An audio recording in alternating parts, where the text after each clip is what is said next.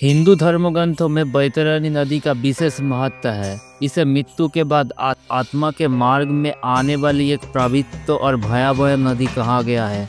माना जाता है कि जब कोई मनुष्य मृत्यु को प्राप्त करता है तो उसकी आत्मा यमलोक की ओर बढ़ती है। रास्ते में उसे इस बैतरणी नदी को पार करना होता है। कहा जाता है कि ये नदी सामान्य जल की नहीं बल्कि रक्त, मांस और गंदगी से भरा होती है।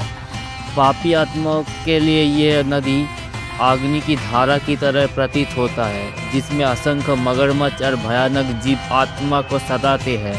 वही पुण्य आत्मा या वो लोग जिन्होंने जीवन में दान, धर्म और सदाचार किया है, उन्हें ये नदी स्वच्छ और शांत जल से भरा दिखती है।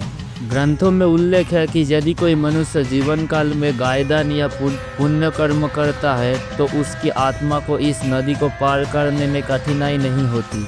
यहाँ तक कि बैतरणी पार कराने में गाय या प्रतीकात्मक रूप ही सहायता करता है। इसलिए बैतरणी नदी केवल एक पौराणिक कथा नहीं बल्कि ये जीवन में किए गए कर्मों का प्रतीक है। अच्छे कर्म आत्मा को सरल मार्ग देते हैं, जबकि बुरे कर्म उस कठिनाई से गुजरते हैं।